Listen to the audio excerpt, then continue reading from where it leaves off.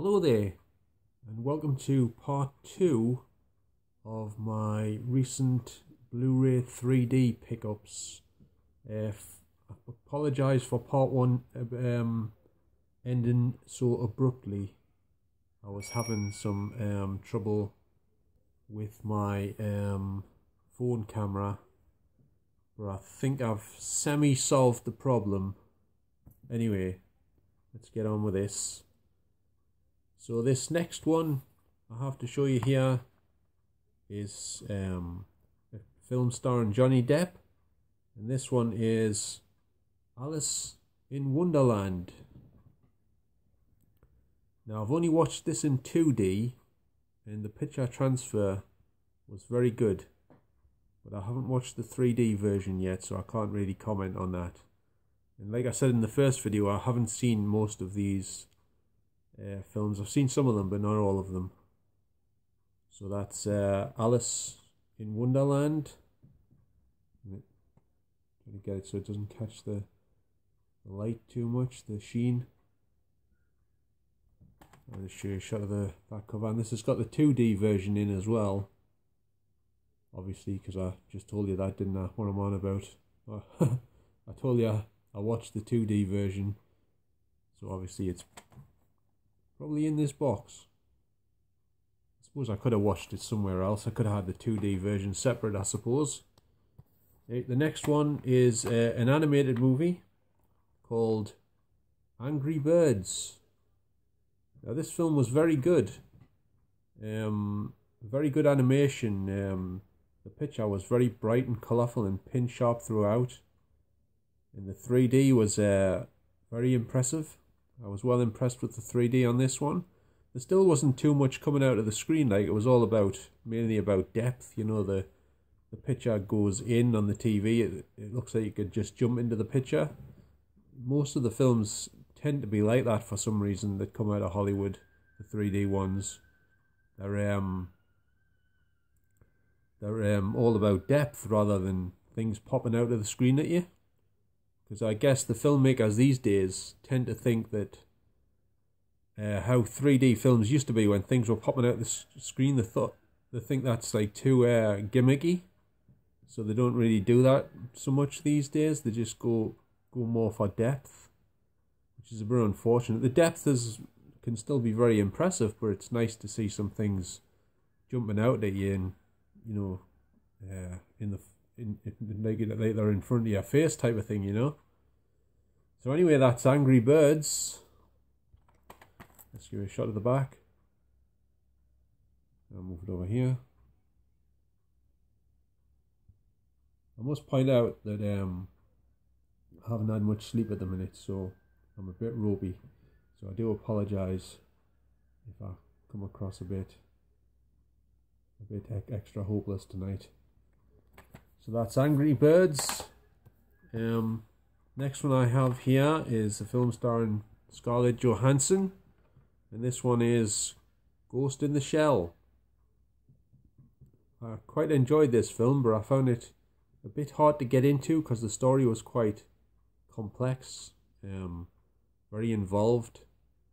But as for the 3D was very good. I was well impressed with the 3D on this one.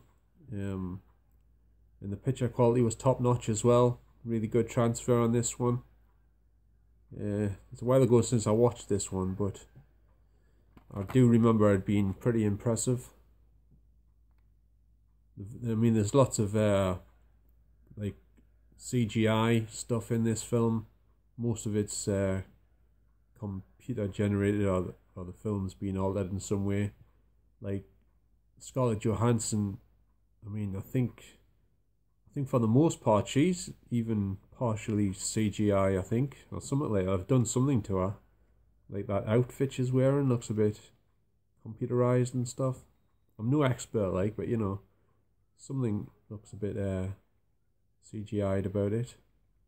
Is there an expression? Is there a phrase? CGI'd? I think I've just created a new one. Anyway, that's Ghost in the Shell.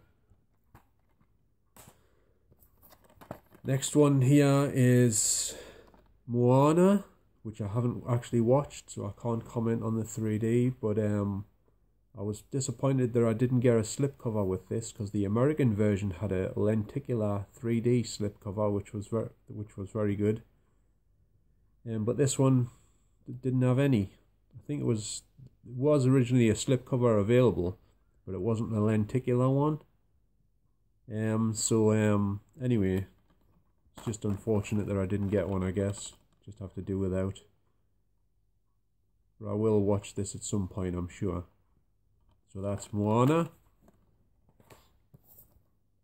Next we have another one which I haven't seen yet, and this is the Lego Movie. I've heard this film's very good, and the 3D is supposed to be pretty good, I think, anyway. I think I did read a review of this on Blu-ray.com, and I think they said the 3D was pretty good on it, so I'll see what it's like when I watch it. So that's the Lego Movie. So a shot of the back.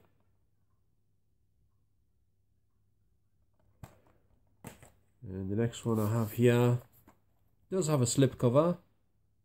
And this one is, the title's so hard to get right on this one. It's called Snoopy and Charlie Brown, the Peanuts Movie. Peanuts? Yeah, that's right, the Peanuts Movie. And I have watched this one.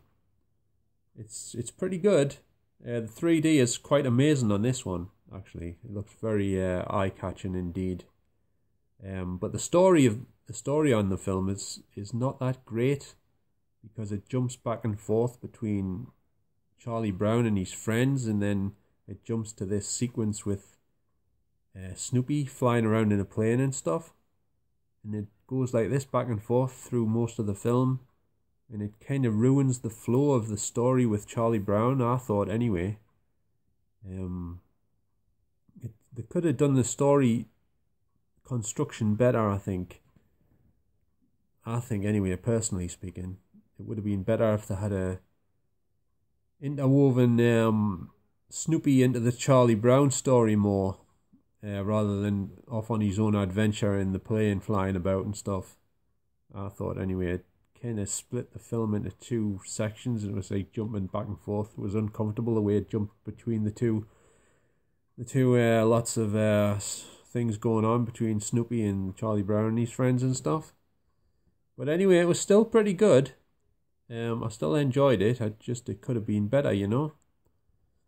But and here's the back. This one's got a nice back cover, even though it's got that bloody digital copy thing along the bottom. But the pictures are nice on the back there. Nice pictures there. So that's Snoopy and Charlie Brown, the Peanuts Movie. Next one I have here is Passengers, which also has a slipcover, even if it's not the best slipcover in the world, because it's one of those matte finish type ones, which I'm not a big fan of. This one's not too bad though, but some of them are pretty horrendous. It's best when they've got like gloss. I prefer the glossy ones, you know, to be honest. Yeah, they're a lot better. But the 3D on this was very good. I liked the 3D on this. It was really well done. And the film was really good as well. I enjoyed the film. A lot of people didn't care for it too much.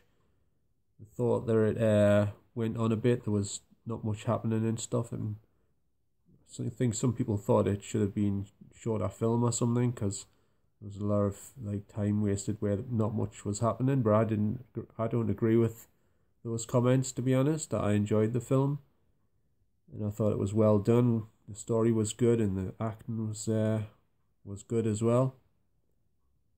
So that's Passengers.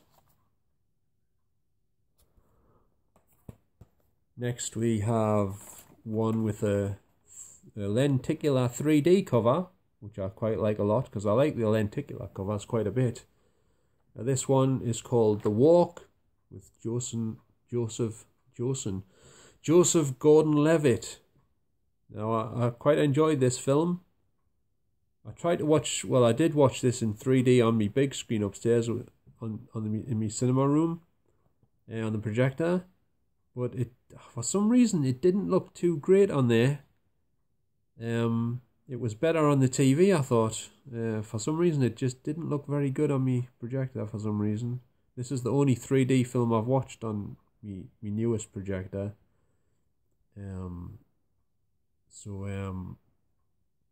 Anyway, it was the 3D was very well done, and the special effects in this film, because they had to recreate the World Trade Center from scratch with CGI. That was extremely well done as well. And there's some tense moments in this film, where he plays this guy who's trying to secretly sneak into the World Trade Center where they were sort of building it, I think. And he goes up on the roof, and he has to secretly place a wire between the two buildings, because he's planning a tightrope walk, high wire walk across between the two buildings, and he's doing it all in secret with his friends. So there was quite a bit of suspense in this film, and it was directed by Robert Zemeckis, who is perhaps most famous for directing the Back to the Future movies and Forrest Gump and stuff. He also did What Lies Beneath with Harrison Ford and Michelle Pfeiffer as well, and a few other things. But I don't know if you can see the lenticular. Get that. Yeah, it's moving back and forth a bit. And this is another one of them ones with the digital bloody copy code across the back, which by now you must know I really love them ones. So that was The Walk. Next we have another one with a 3D lenticular cover, and this one's called Insurgent. So that's a really nice cover there. I don't know if you can see that. Right here a minute. It's hard to get it to. I can't see if it's animating on here. It sort of moves from side to side a bit. Looks like 3D, but it's a nice cover. You don't see many lenticular covers these days. You used to get them quite often, but now you don't get them as much, unfortunately. But I haven't watched this one, so I can't tell you what the film's like or what the 3D's like, unfortunately. Actually, what's the first film to this one again?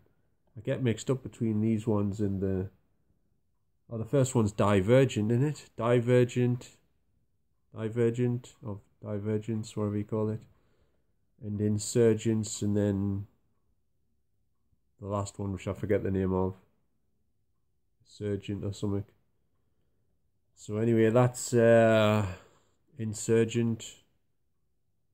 I get mixed up with that Jupiter's Ascending series in this one. I always get them mixed up. So that was Insurgent. Next one is another one with a 3D lenticular cover. This is Tarzan. Obviously this is the new version with Margot Robbie. And I have watched this film. I didn't think it was the best film in the world. I found it a bit hard to get into, to be honest. But the acting was pretty good, and some of the effects with the gorillas and that were really good. And the 3D was pretty good as far as I remember. It was a while ago when I first watched this, or last watched this. But I would say it's